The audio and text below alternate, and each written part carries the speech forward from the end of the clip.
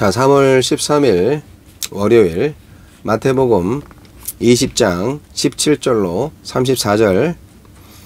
예수께서 예루살렘으로 올라가려 하실 때 12제자를 따로 데리시고 길에서 이르시되, 보라, 우리가 예루살렘으로 올라가노니 인자가 대제사장들과 서기관들에게 넘겨지매 그들이 죽이기로 결의하고 이방인들에게 넘겨주어 그를 조롱하며 채찍질하며 십자가에 못 박게 할 것이나 제3일에 살아나리라. 그때 세베대의 아들의 어머니가 그 아들들을 데리고 예수께 와서 절하며 무엇을 구하니, 예수께서 이르시되 무엇을 원하느냐 이르되, 나의 이 두 아들을 주의 나라에서 하나는 주의 우편에 하나는 주의 좌편에 앉게 명하소서. 예수께서 대답하여 이르시되, 너희는 너희가 구하는 것을 알지 못하는도다.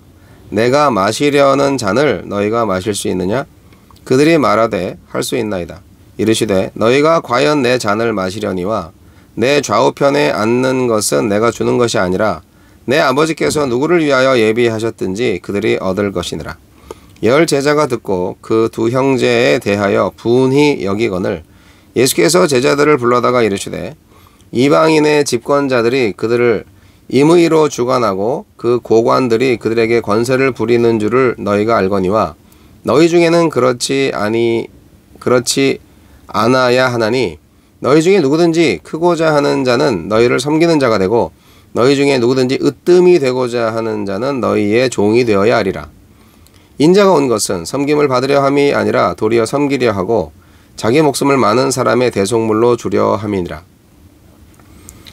그들이 여리고에서 떠나갈 때 큰 무리가 예수를 따르더라. 맹인 두 사람이 길가에 앉았다가 예수께서 지나가신다 함을 듣고 소리질러 이르되, 주여, 우리를 불쌍히 여기소서.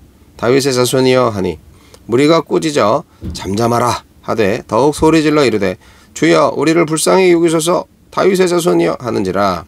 예수께서 머물러 서서 그들을 불러 이르시되, 너희에게 무엇을 하여 주기를 원하느냐? 이르되, 주여, 우리의 눈뜨기를 원하나이다. 예수께서 불쌍히 여기사 그들의 눈을 만지시니 곧 보게 되어 그들이 예수를 따르니라.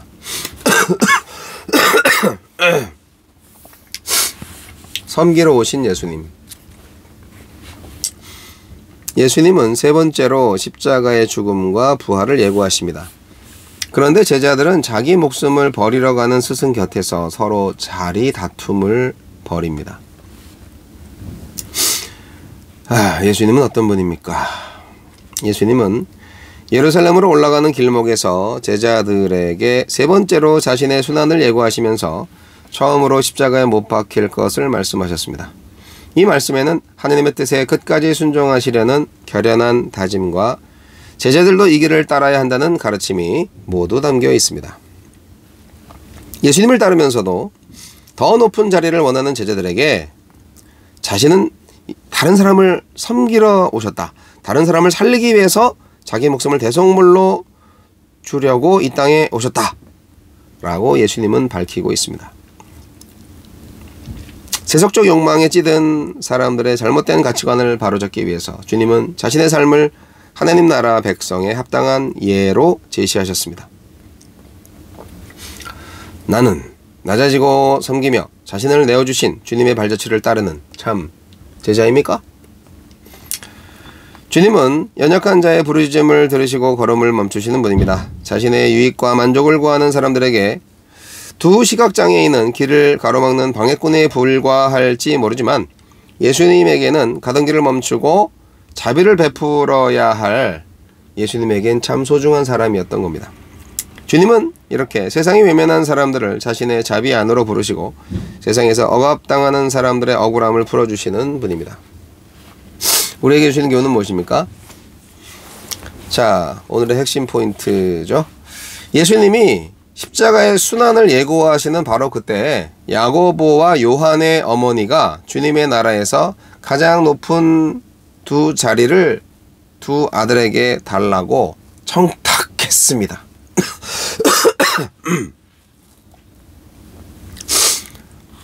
그 어머니는 뭘 모르시는 거죠. 주님이 쓰신 면류관이 가시 면류관이요 주님이 받으신 영광이 십자가의 영광인 것을 그 어머님은 모르시고 있는 거죠. 그걸 모르면 사실 예수님과 제자의 길은 계속 어긋나는 거죠. 예수님의 길, 그리고 저와 여러분의 길이 일치되려면 가시면류관 쓸 각오를 하셔야 되고요.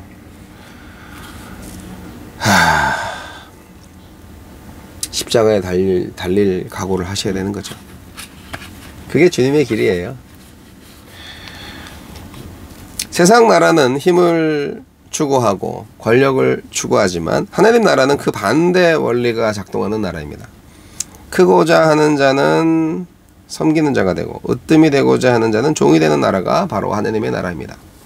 힘과 권력이 아닌 자기의 부인과 섬김을 향해 나아가는 것이 진정 하나님 나라의 백성의 모습입니다. 주여, 예수님을 본받아 섬김으로 은혜의 공동체를 지켜내도록 도와주소서.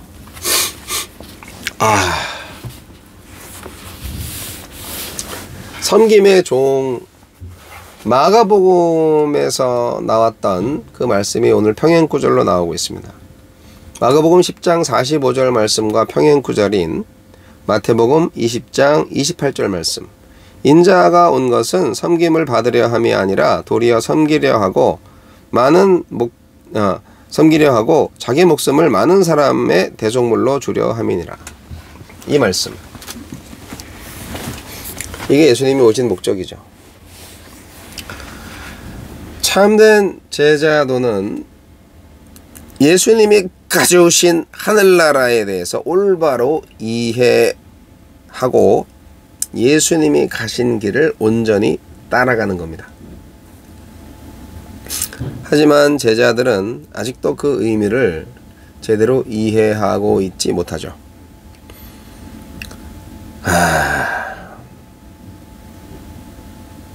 예수님은 지금 당신께서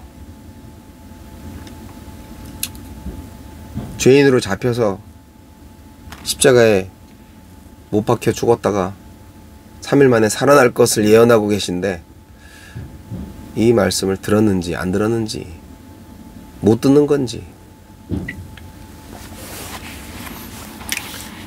예수님은 다윗의 자손 메시아 맞습니다. 그런데 그분은 하늘나라 통치자로서 예루살렘으로 올라가시는데 그분의 통치 방식이 아주 기가 막힙니다.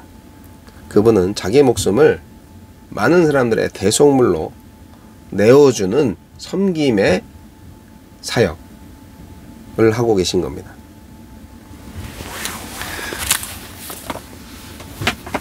제자들이 이것을 이때 알았다면 도망갈 제자들이 많이 있었을 텐데 이때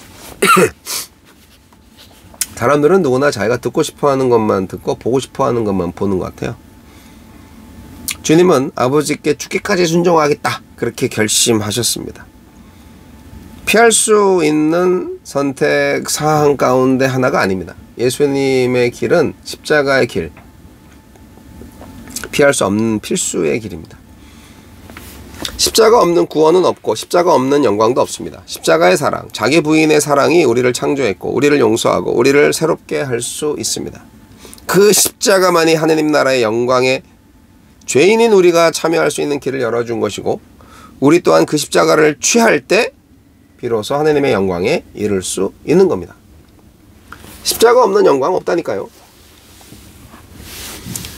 어머니까지 동원해가지고 이 세속의 영광을 구한 제자들 참 부끄럽지 않습니까? 세베대의 아들인 요한과 야고보 이 사람들 참 아이고. 주님의 나라에서 가장 중요한 왕의 좌우편을 두 아들에게 하나씩 달라고 하는 이 어머님의 뻔뻔함. 네, 어머님의 자식 사랑은 대단하죠. 네. 근데 예수님은 내가 받는 잔이 무슨 잔인지 알고 있냐? 그렇게 또 말씀하시고 예수님의 잔은 죽음의 잔이잖아요. 그리고 그 잔을 누가 받을 수 있을지 그리고 내 양옆에 자리에는 누구를 앉힐지 그거는 하나님이 아신다. 하나님 아버지가 아신다. 그렇게 말씀하셨습니다. 그것에 대해서 제대로 이해하지 못하는 제자들이니까 계속 불만만 속출하는 거죠. 12제자 모두가 다 세상 권력자들의 영광을 꿈꾸고 있는 거예요. 아주 헛꿈을 꾸고 있는 거예요. 그들의 스승은 죽기까지 하느님 아버지께 복종하는 십자가를 가르치고 있는데 말이죠. 그 십자가의 길로 가시고 계신데 말이죠. 그 제자들은 그거를 이해하지 못하고 그들은 아유, 우리 주님께서 혁명을 일으키시면 우리 나라를 다스리실 때 우리가 영의정 좌의정 할 거야, 이렇게 생각을 하고 있으니 얼마나 한심합니까? 오늘날에도 세속적 영광을 구하는 하느님의 자녀들이 꽤 많습니다. 주의 종들 가운데에서도 많이 있고요. 우리는 가시면로 간 십자가의 길을 가야 됩니다. 그 십자가가 어떤 것이든지 가야 됩니다. 네, 예수님의 제자니까요.